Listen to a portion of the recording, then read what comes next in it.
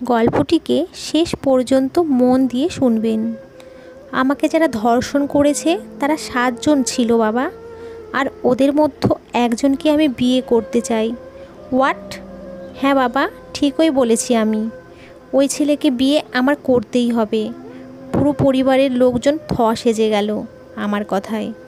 জানি অনেক প্রশ্নের সম্মুখীন হতে হবে এখন আমায়, কিন্তু আজকে কোনো কিছুরই তোয়াক্কা করব না আমি। কাউকে এ বিষয়ে কোনো কৈফিয়ত দিতে প্রস্তুত না আমি। আর এ কথাটি জোরেই বলে ফেললাম সবার সামনে।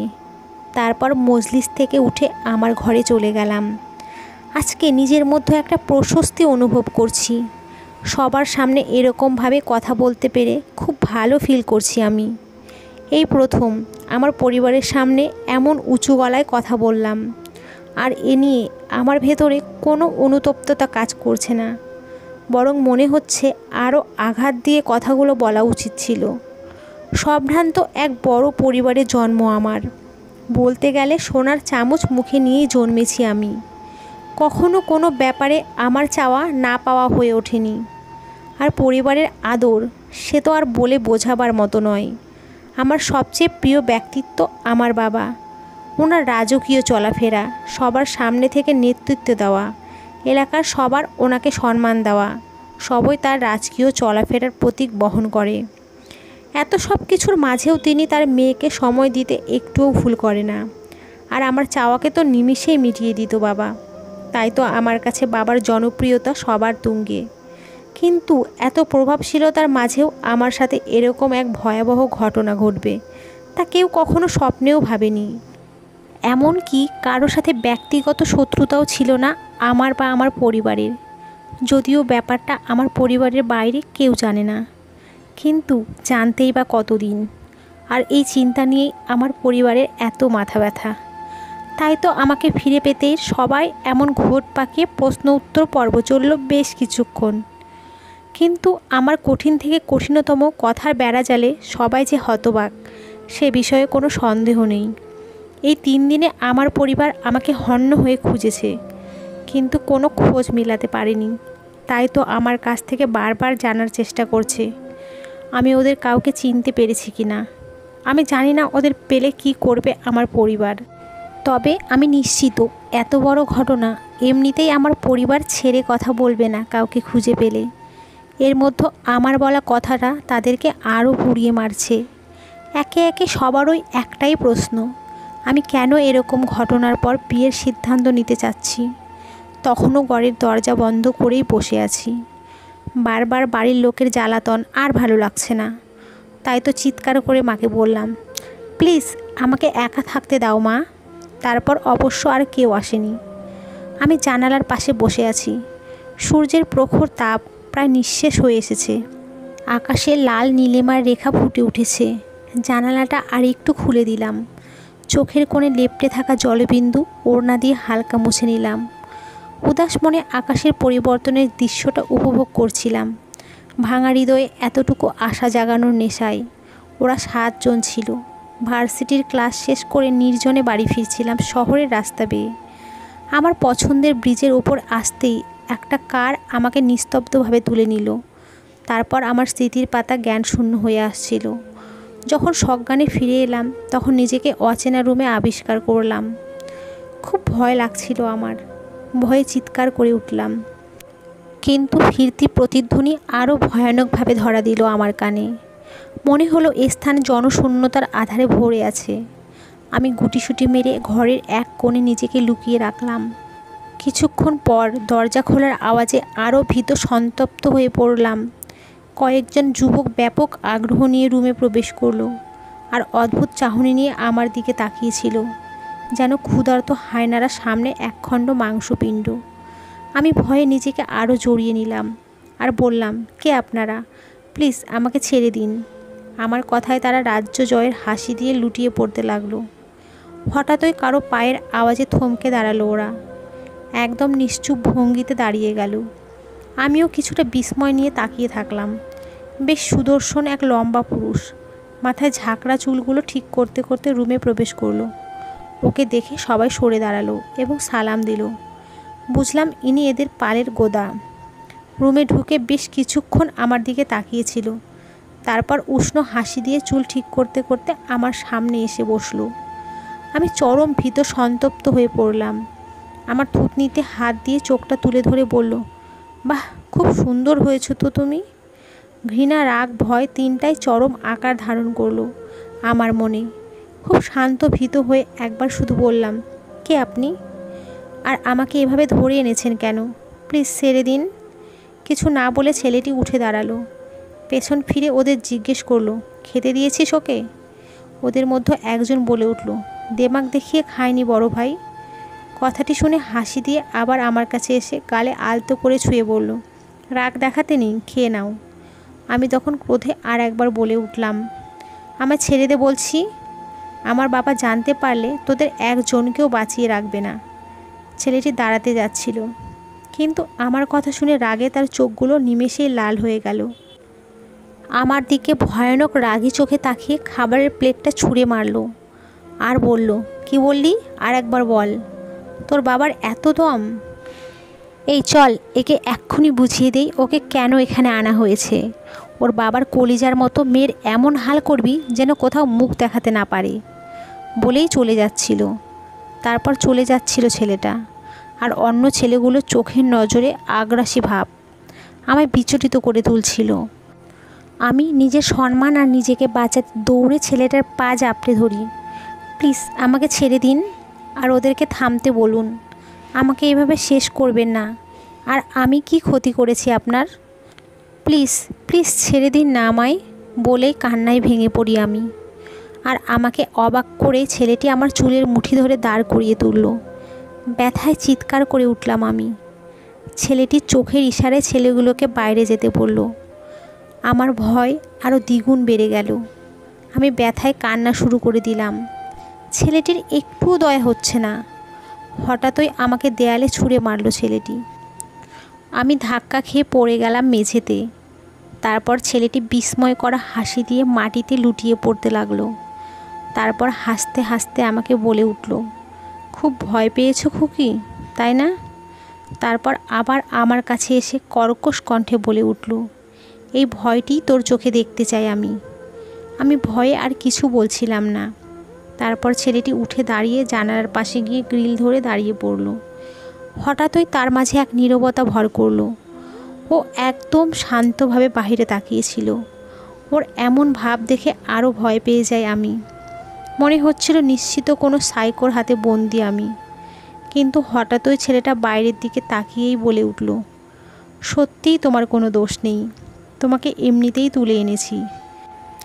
জানো, একটু আগে ছেলেদের দেখে তুমি যেমনটা ভয় পাচ্ছিলে, যেমন অনুরোধ করছিলে, তেমন অনুরোধ আমিও একদিন করেছিলাম, কিন্তু কোনো কাজ হয়নি, একেবারেই কাজ হয়নি। বলেই বড় করে শ্বাস নিল ছেলেটা। তারপর জানালার গ্রিলটাকে পেছনে রেখে সামনে ফিরে তাকালো। ওর কথা শুনে আমার মধ্যে অস্বাভাবিক আগ্রহ জেগে উঠল। কেননা এক বিশাল আবেগ মিশ্রিত রূপ তার ভেতর দমিয়েছিল। হঠাৎই যেন হিংস্র বাঘের আহত রূপ ফুটে উঠল। আমি তখনও কিছু বলার সাহস পাচ্ছিলাম না, শুধু দাঁড়ানোর চেষ্টা করলাম ওয়াল ঘেঁষে। তারপর আবারও ছেলেটি বলতে লাগলো, দেখো একটু আগে কেমন ঘাবড়ে গেলে, অথচ আমাকে তুমি একটুও বিশ্বাস করলে না যে তোমার কিছুই হবে না। আর কেনই বা করবে? আমি তো তোমার একদম অপরিচিত। কিন্তু একবার ভাবো, আমি যদি তোমার পরিচিত হতাম এতটা ভয় পেতে বলো? আমি ওর কথায় সায় মেলাতে সংকোচ মাথা নেড়ে বললাম, না, পেতাম না। ও একটু হেসে উঠল। তারপর বলল, কিন্তু জানো, আমার পরিচিত জনকে দেখেও সেদিন খুব ভয় পেয়েছিলাম। একটুও শোনেনি আমার কথা। এতটুকু বলেই আবারও কর্কশ কণ্ঠে বলে উঠল, কিন্তু এই ভয় আবারও তোমার বাবা মিস্টার আফজালের চোখে দেখতে চাই আমি, দেখতে চাই। আর সেজন্যই তোমাকে এখানে এনেছি আমি। বলেই হনহন করে রুম থেকে বেরিয়ে গেল। আমি তাজ্জব বনে গেলাম ওর কথা শুনে। সাহস নিয়ে পেছন ফিরে ডাকলামও তাকে, কিন্তু কিছুতেই সাড়া মিলল না। অন্যথায় রুমটা বন্ধ হয়ে গেল। আমি নির্বিকার হয়ে মাটিতে বসে পড়লাম আর ভাবলাম, আমার বাবা, কিন্তু আমার বাবার সাথে এই ছেলেটার কী সম্পর্ক, কী সংযোগ তাদের? কোনো উত্তরই মেলাতে পারছিলাম না। আমার ভেতরটা অস্থিরতায় ছেয়ে নিল। রংধনুর রং বেশ কিছু সময় পেরিয়ে গেল, প্রায় সন্ধে নেমে আসবে। এই প্রথমবার বাহিরটা দেখার জন্য জানালাটা মেলে দিলাম। বাইরের প্রকৃতি আমাকে মুগ্ধ করলো। পাহাড়ে ঘেরা চারপাশ আর বিপুল জলরাশির ঝর্ণা হয়ে পড়া খুব কাছ থেকে দেখতে পেলাম। মাঝে মাঝে সাঁঝের বাতাস ছুঁয়ে যাচ্ছে আমাকে। হালকা শীতের অনুভূতিও কাজ করছে শরীরে। বোধহয় দূর পাহাড়ে বৃষ্টি ছুঁয়ে নিয়েছে। কিন্তু কোথায় আমি আটকে আছি কিছুই বুঝতে পারছিলাম না। হঠাৎই সজোরে দরজাটা খুলে গেল। আমি আতকে ফিরে তাকাই সেদিকে। এক হাতে খাবার আর এক হাত দিয়ে চুল মুছতে মুছতে ছেলেটা ভেতরে প্রবেশ করলো। তার চোখ মুখে তখন নিবিড় মায়া। মনে হচ্ছিল যেন সদ্য প্রেমে পড়া রোমান্টিক সেই বালক। জানি না আমার ভেতরে সেই অজানা ভয়টা আর কেন কাজ করছিল না। সবই যেন স্বাভাবিক মনে হচ্ছিল আমার। ছেলেটি খাবারটা আমার দিকে এগিয়ে দিল। এবার আর ফিরিয়ে দিতে ইচ্ছে হলো না। খুব খিদে পেয়েছিল, তাই কিছু না ভেবেই খাওয়া শুরু করলাম। মাঝপথে একবার মনে হলো আমি শুধু একাই খেয়ে যাচ্ছি, কিন্তু ছেলেটা কোথায়? ভেবে চোখ তুলতেই দেখি ছেলেটা এক মনে আমার দিকেই তাকিয়ে আছে। আমি চোখ তুলে তাকাতেই চোখ সরিয়ে নিল সে। ভীষণ অবাক লাগছিল আমার। কিছুক্ষণ চুপ ছিলাম দুজনেই। তারপর এক ছেলে রুমে ঢুকে বলল, আবির ভাই, কেউ ডাকছে আপনাকে।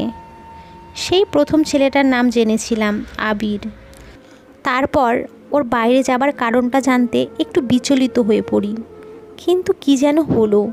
ছেলেটা দ্রুত রুমে ঢুকে আমাকে বলল, খুব চিন্তা হচ্ছে তোমার বাবার, তোমার জন্য। এতদূর পর্যন্ত খোঁজ লাগিয়েছে তোমার বাবা, কিন্তু জানে না এটা আমার এলাকা, এটা আবিরের এলাকা, আবিরের। খুব জোরেই বলছিল কথাটা। এবার আমার বিস্ময়ের মাত্রা আরও বেড়ে চলল। তারপর নিজে থেকেই ছেলেটি বলা শুরু করলো, কি শুনবে তুমি বলো, আর শুনে নিজেকে ঠিক রাখতে পারবে তো? আমি বিচলিত হলাম আবারও। জানি না কি অজানা সত্য জানতে চলেছি আমি, কিন্তু যত কঠিনই হোক আমাকে জানতেই হবে। আমি মাথা নাড়িয়ে হ্যাঁ সূচক উত্তর দিলাম। ছেলেটি দম নিয়ে বলল, খুব সাদামাটা পরিবার থেকে ভালো মানুষের মুখোশ পরে বড় করার তাগিদে আমাকে নিয়ে গিয়েছিল তোমার বাবা। তখন তুমি পৃথিবীতে আসোনি। আমি তখন 5-6 বছরের মতো বয়সের। তোমার বাবা আমাকে নিয়ে গিয়েছিল ঠিকই, কিন্তু সময় ও সুযোগের ব্যবহারে আমাকে মাফিয়া জগতের ডান হাত হিসেবে বড় করে তোলে। তোমার বাবার প্রশ্রয়ে প্রথম 10 বছর বয়সে খুন করি আমি। কিন্তু বলেই ছেলেটা থেমে গেল। আর এদিকে আমার পায়ের তলার মাটি সরে যাচ্ছিল। নিজের কান আর চোখে নিজেই বিশ্বাস করতে পারছিলাম না। আমার বাবার এরূপ গুণকীর্তন স্বপ্নেও ভাবতে পারি না। কান্নায় ভেঙে পড়লাম মাটিতে, আর সব মিথ্যা বলে চিৎকার করতে লাগলাম। তারপর ছেলেটিও অশ্রুসিক্ত নয়নে আমাকে স্পর্শ করে বলল, বিশ্বাস করো শোভা, আমি একটুও মিথ্যা বলছি না। আমি মাথা তুলে তাকালাম। তারপর উৎসুক চাহনি দেখে আবির বলল, হ্যাঁ শোভা, আমি তোমাকেও চিনি। ইনফ্যাক্ট তোমার পুরো পরিবারকে আরও ভালো করে চিনি। আমি তোমায় বলেছিলাম তো সহ্য করতে হবে তোমায়। আমি কান্নারত অবস্থায় মাথা নাড়ালাম। তুমি তখন তোমার মায়ের গর্ভে, আর আমি তখন প্রায় 9-10 বছরের ছেলে। তোমার বাবা যে আমায় দিয়ে শুধু খুন করিয়েছে তা নয়, কথাটি অপ্রিয় হলেও সত্য। তোমার বাবা একজন নারী পিপাসু লোকও বটে। ঘৃণায় আমার কান্নার বেগ বেড়ে গেল, আর এত বড় কথাটা কিছুতেই হজম করতে পারছিলাম না। তাই ছেলেটির কলার চেপে বললাম, দেখুন, আপনি কিছুতেই এমন কথা বলতে পারেন না আমার বাবা সম্পর্কে। আবির এক ঝটকায় আমার হাতটা ছাড়িয়ে হাসি কান্নারত অবস্থায় বলল, এই মেয়ে, কি ভাবো তুমি আমাকে? বলেই আমার বাহু ধরে ঝাঁকি দিয়ে বলল, এই মেয়ে, বলো আমি পারতাম না তোমাকে ধর্ষণ করতে? পারতাম না তোমার সর্বস্ব কেড়ে নিতে? বলো, কথার জবাব দাও। কিন্তু কিছুই করিনি তোমায়। কিন্তু কেন করিনি জানো? আমি তোমার বাবার মতো জানোয়ার না। শুধু তোমার বাবাকে এটা বোঝাতে যে অন্যের সাথে যেটা অন্যায় সেটা নিজের কলিজার সাথে হলে কেমন লাগে। আবারও সজোরে ঝাঁকি দিয়ে এক নাগাড়ে বলল, এই মেয়ে, জানো, তুমি জানো তোমার বাবার চরম সত্য সম্পর্কে? তুমি তোমার মায়ের পেটে থাকা অবস্থায় তোমার বাবা আমার বোনকে। বলেই চিৎকার করে কেঁদে উঠল ছেলেটা। আমার ভেতর দুমড়ে মুচড়ে উঠছিল। কাঁদতে কাঁদতে ছেলেটি পাগল প্রায় হয়ে উঠল। আমি তাকে ঝাঁকি দিয়ে তখন বলে উঠলাম, প্লিজ বলুন কি হয়েছে আপনার বোনের, প্লিজ বলুন। ছেলেটি কিছুটা শান্ত হয়ে বলে উঠল, আমার চোখের সামনে আমার বোনের উপর নির্যাতন করে তোমার বাবা। আমি স্পষ্ট শুনেছিলাম আমার বোনের আকুতি মিনতি। আমি খুব করে চিৎকার করেছিলাম সেদিন, কিন্তু কোনো কথাই তোমার বাবার কর্ণপাত করেনি। লজ্জায় ঘৃণায় আমার বোন আত্মহত্যা করে। সেদিন সদ্য গ্রাম থেকে আসা আমার বোনের লাশটাও ভালোভাবে দেখতে পারিনি। তোমার বাবা আমাকে খুনের আসামি বানিয়ে জেলে ভরে দেয়। একটা রুমের ভেতরে তখন কান্নার রোল। কেউ যেন কাউকে থামাতে পারছি না, আর কাউকে কেউ থামাবারও চেষ্টা করছি না। সে এক অবর্ণীয় মুহূর্ত। সেদিন নিজের উপর নিজের ঘৃণা বেড়ে যাচ্ছিল। নিজেকে কিছুতেই সংযত রাখতে পারছিলাম না। যে পরিবারকে কাছ থেকে দেখেছি, এত কাছ থেকে দেখেছি, যে এই কথাগুলো আমার মাঝে হজমও হচ্ছিল না। আবারও একজন বোনহারা ভাইয়ের আর্তনাদ আমাকে ঠিক থাকতে দিচ্ছিল না। এ এক করুণ পরিস্থিতি। পরের দিন সকালে ছেলেটি আমার কাছে এসেছিল আর বলেছিল, তোমাকে বাসায় ফিরিয়ে দিয়ে আসবো, কিন্তু কখনো যদি তোমার এই সত্যতার প্রমাণ লাগে চলে আসবে আমার কাছে। তোমার ফিরে আসার অপেক্ষা করব আমার এই পাহাড়ের শহরে, আর পারলে আমাকে ক্ষমা করে দিও। বলেই ছেলেটি আমার সামনে থেকে চলে গেল। শত ডাকেও পেছন ফিরল না ছেলেটি। হঠাৎই দরজায় আবারও কড়া পড়ল, আর সাথে সাথেই নিজের ভাবনার মুহূর্ত ছেদ ঘটল আমার। মায়ের ডাকে নিজেকে শান্ত করলাম। চোখের জল মুছে মাকে ভেতরে রাখলাম, জড়িয়ে নিলাম মাকে। মায়ের কোলেই মাথা দিয়ে শুয়েছিলাম কিছুক্ষণ। হঠাৎই মাকে প্রশ্ন করে বসলাম বাবা সম্পর্কে, কিন্তু মায়ের চোখেও জলকণার আনাগোনা দেখতে পেয়েছিলাম।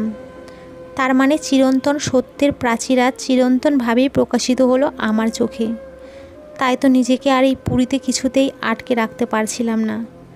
তাই তো মাঝরাতেই সেই কুয়াশার চাদরে ঢেকেই রওনা হলাম আমার দ্বিতীয় প্রশ্নের জবাবের আশায়, সেই পাহাড়ি প্রান্তরে। জানি না এই প্রত্যাবর্তন কিসের জন্যই বা এই পথ চলা। শুধু জানি এই প্রত্যাবর্তন নিজের আশ্রয়ের, নিজের কল্যাণের, নিজের শেষ মহান আশ্রয়ের।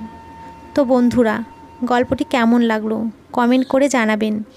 গল্পটি ভালো লেগে থাকলে একটা লাইক দেবেন, আর পরবর্তী গল্পের জন্য চ্যানেলটিকে সাবস্ক্রাইব করুন এবং পাশে থাকা বেল আইকনটিতে ক্লিক করে রাখুন। ধন্যবাদ সবাইকে, ভালো থাকবেন।